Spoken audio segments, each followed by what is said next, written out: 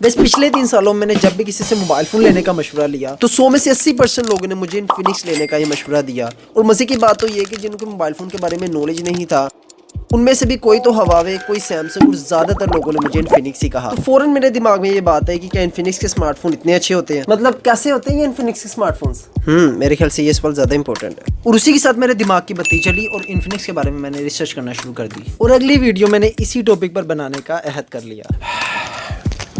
तो स्टार्ट करते हैं आज का वीडियो। और इन्फिनिक्स की रियलिटी के बारे में तो बात करने वाले हैं, तो थोड़ा सा इसकी सक्सेस स्टोरी के बारे में बात कर लेंगे।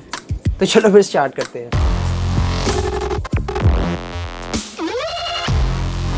इन्फिनिक्स के बारे में तो आप सभी जानते हैं और जितनी जल्दी इन्फिनिक्स ने ग्रो किया है शायद ही किसी कंपनी ने इतनी जल्दी ग्रो किया हो। मेरे ख्याल से मेरी लाइन थी। तो कहानी शुरू होती है 2013 से। इन्फिनिक्स 2013 में फाउंड हुई थी और ये सैगम वायरलेस और ट्रांजन होल्डिंग्स ने मिलकर लॉन्च की थी। ये दोनों अलग अलग कंपनीज थी। सैगम वायरलेस जो कि पहले से ही स्मार्टफोन्स बनाती थी, सो इन दोनों की पार्टनरशिप के साथ इन्फिनिक्स फाउंड हुई। और मजे की बात तो ये कि टेक्नो और आइटल भी इन्हीं की कंपनीज हैं। नहीं यकीन आ रहा तो गूगल कर लो। और अगले ही साल यानी कि 2014 में इन्फिनिक्स ने अपना पहला स्मार्टफोन लॉन्च किया जिसका मॉडल नंबर इन्फिनिक्स 0 था। और ये मोबाइल फ़ोन अभी सिर्फ ऑनलाइन ही सेल आउट हो रहा था, जो कि वाइट फ्राइडे सेल में लॉन्च किया गया था।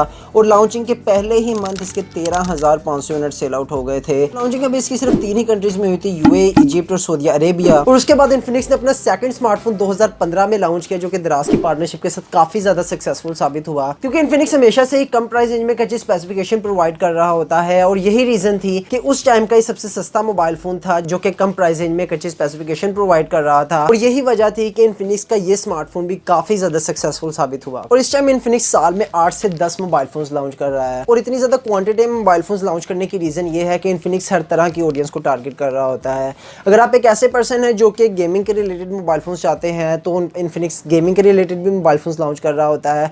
और अगर आप एक ऐसे पर्सन है जो कि डे टू डे यूजेज के लिए मोबाइल फोन्स चाहते हैं तो Infinix day to day usages के लिए भी मोबाइल फोन्स लॉन्च कर रहा होता है। और नंबर 2 पे काफी ज्यादा कंपनीज ऐसी हैं जो कि साल में काफी ज्यादा मोबाइल फोन्स लॉन्च कर रही होती हैं। उसकी रीजन ये है कि काफी ज्यादा ऐसे मोबाइल फोन्स जो हैं वो फ्लॉप हो जाते हैं और कुछ ही ऐसे मोबाइल फोन्स होते हैं जो कि डिमांडेड होते हैं और लोग उनको पसंद करते हैं। अब यहाँ पर आगे बढ़ने से पहले मैं आपको एक छोटी सी एग्जांपल देना चाहूंगा कि मेरे एक दोस्त के पास इन्फिनिक्स 08i था जिसकी थी 8GB रैम। और मेरे एक दूसरे दोस्त के पास वन प्लस का नोट N10 था जिसकी थी 6GB रैम।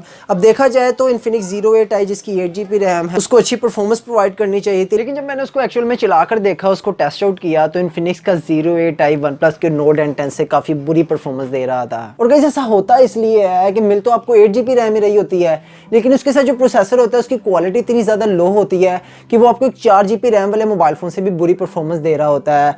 अब जबकि दूसरी तरफ आपको एक 4GB रैम वाले मोबाइल फोन के साथ एक अच्छा प्रोसेसर लगा दिया जाए तो वो आपको एक 8GB रैम वाले मोबाइल फोन से अच्छी परफॉर्मेंस देगा। और प्रोसेसर कोई भी हो सकता है लेकिन अच्छी क्वालिटी का।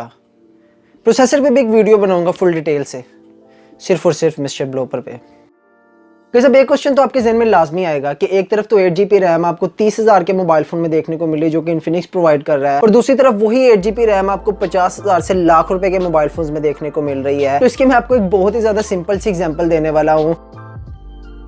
पाकिस्तान में 2 तरह की बाइक्स हैं, एक तो होंडा की CD70 और दूसरी लोकल चाइना की CD70 जिनको हम यूनाइटेड और रोड प्रिंस कहते हैं। अब इन दोनों की शेप ऑलमोस्ट सेम है, इन दोनों का डिजाइन ऑलमोस्ट सेम है, इन दोनों के पार्ट्स ऑलमोस्ट सेम है, लेकिन इनके प्राइसेस में काफी ज्यादा डिफरेंस है। इसी तरह सेम सिनेरियो मोबाइल फोन्स के साथ होता है। कंपनी यूजर की डिमांड के मुताबिक प्रोडक्ट को तैयार कर रही होती है, या तो उसका डिजाइन अच्छा कर देती है या तो उसकी स्पेसिफिकेशन ज्यादा कर देती है। मिल तो आपको 8GB रैम ही रही होती है और प्रोसेसर आपको ऑक्टा कोर का मिल रहा होता है, लेकिन उसकी कोर्स की क्वालिटी इतनी ज्यादा लो होती है कि वो आपको वो परफॉर्मेंस नहीं दे रहा होता। अगर आपको स्टार्टिंग में वो मोबाइल फोन वो परफॉर्मेंस दे भी तो आपको वो 3 से 4 मंथ बाद वो परफॉर्मेंस नहीं देगा जो कि आपको बॉक्स ओपन करते साथ मिली थी। और अगर आपने अभी कोई इन्फिनिक्स का 30,000 से कम प्राइस रेंज में कोई मॉडल परचेज किया है तो आप उसको 3 से 4 महीने बाद जरूर टेस्ट कीजिएगा। अगर आप एक प्रो यूजर है तो आपको खुद ही आइडिया हो जाएगा।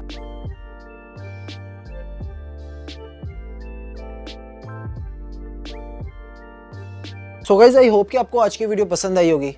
पसंद है तो लाइक कर देना, डिसलाइक का तो बटन वैसे गायब हो चुका है, लेकिन प्लीज़ डिसलाइक नहीं करना।